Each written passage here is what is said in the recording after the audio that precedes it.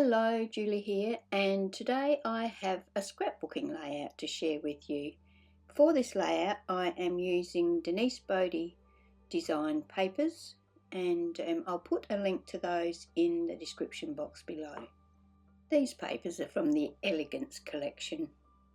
I'm going to use Glory for my background, and I'm going to use After the Rain for my layers.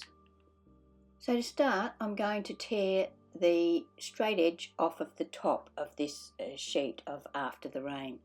Once I have that piece torn off, I'm going to move down about 7 inches so that I've got a bit showing above and below my photo. My photo is 5 by 7, so it's got 5 inches, and I'm going to tear that too.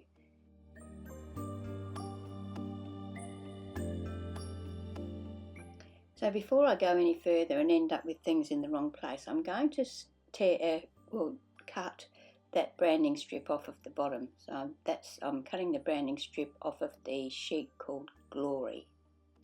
Now I'm going to tear some strips from that same sheet, about an inch wide, I'd guess, about an inch wide. Now this is double-sided paper, so the glory of double-sided paper is you know that the back is going to match well with the front, so I'm going to use the back of the paper this time and just put a little strip of torn paper behind that bigger section that I've just torn. I'm going to do that for the top and the bottom.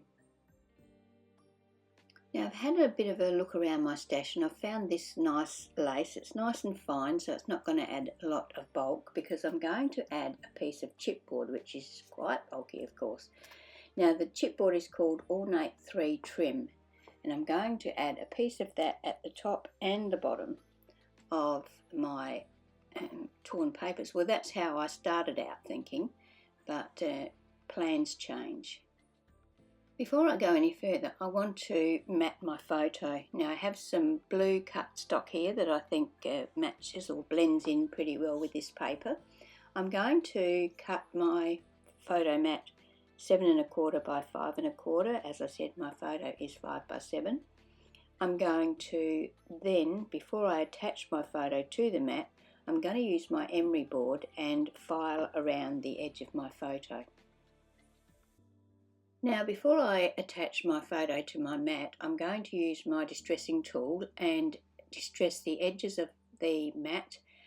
I have got a couple of different distressing tools. One's a Prima, one that's discontinued now. The one I'm using at the moment is a Tim Holtz one, but there's heaps of them around, so there's all different brands. They all do the same thing. And if you haven't got a distressing tool, you can use the blade of your scissors. So I'm going to go around all 4 edges with this, and then I'm going to use my Versa Colour black ink cube to also go around the edge of my photo mat. Now I'm just going to add a little bit of double-sided tape to the centre of my photo because I plan on stitching the photo to the photo mat, and I just need this little bit of tape to hold it in place. So here you can see I've stitched around all 4 edges of the photo. So now I'm going to distress and ink the edges of all of my pattern papers, including my background sheet. I'm doing exactly the same thing with my distressing tool and the ink cube. You don't have to watch me do all of that, so I'm just going to do one edge and then I will come back to you when I've completed it. And once I'd finished that, I took it to my sewing machine and stitched all around. I stitched along each edge of the pattern papers. By stitching those papers to the background sheet, I was not then able to put my chipboard and lace behind the torn paper. So I decided to put it behind my photo because I have not stitched my photo to my layout as yet. I'm going to just play around here now for a bit just to see what I like and what I don't like and where I want to place things. I'll put it on fast forward and you can just see the process I go through. So once I'm happy with where I'm going to place things, I have trimmed down that lace to a better, more manageable size, and I'm going to use my liquid glue. I choose to use art glitter glue usually. I'm going to attach my chipboard to that lace. Then I'll attach the chipboard to the underside of my photo. I'm going to put a piece on the bottom right and the top left of the photo. Now before I attach my photo to my layout, I want to put a piece of cardboard behind my photo. Because that chipboard's lifted my photo off, if I don't support it somehow, it's going to droop over time, and I want to lift the photo off the page a bit to give it a bit more emphasis. So I'm just using a piece of old box. I think it's Uniquely Creative packing box that I got a kit in, and I'm going to use my art glitter glue once again and attach that to the back of my photo. Now, I don't know about you, but as I am creating a layout or any project really, things just seem to evolve, and I should have done this step before I actually attached the chipboard to the photo and the lace, but it just came to mind at this point in time, so I am going to do it on the lace. Now, I'm also going to use some chipboard called Foliage Stems from Denise's collections, and so I'm going to treat these the same way while I'm at it. Now I'm applying some Duo transfer gel to my pieces of chipboard, and then I'm going to apply some some gilding flakes over the top.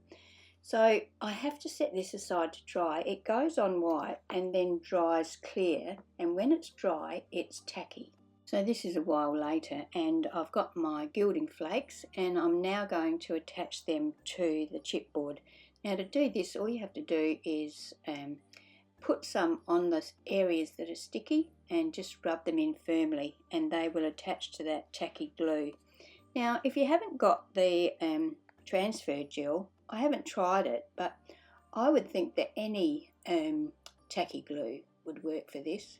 But as I said, I haven't tried it, so you'd have to experiment with that to see if it works. If I had have been a bit smarter, I would have put some scrap paper or something underneath my chipboard, and then I would have been able to tidy up a lot quicker, because these flakes get everywhere. But I'm going to just play around, add the gilding flakes to the transfer gel, and then give them a good rub.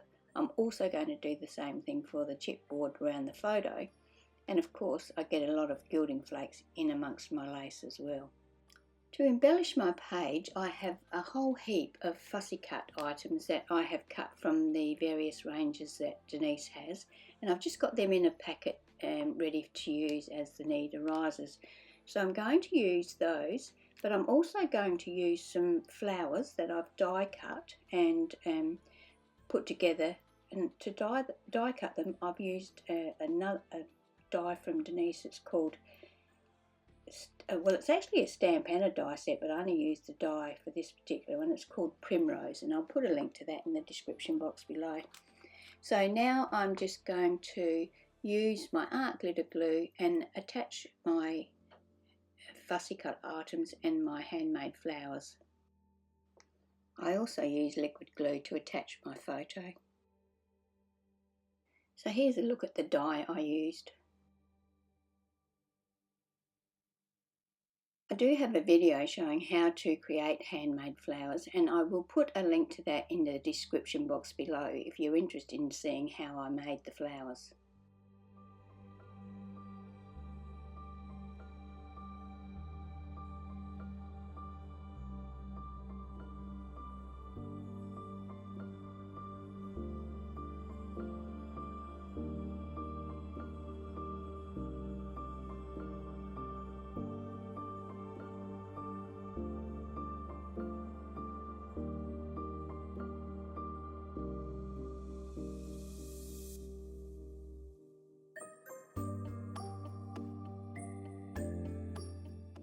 So this is what we have once I've attached all of my embellishments.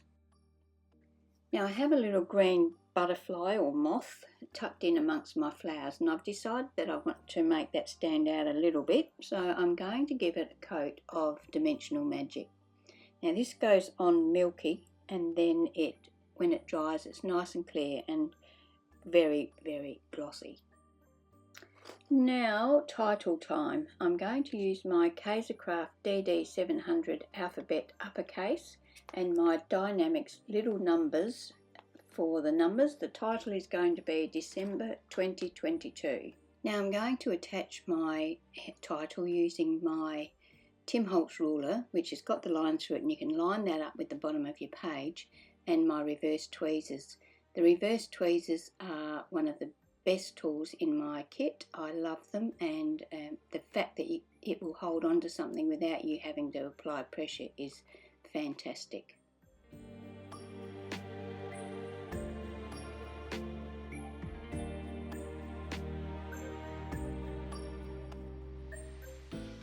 I forgot to mention that before I attached my letters or my title, I did ink around the edge of it.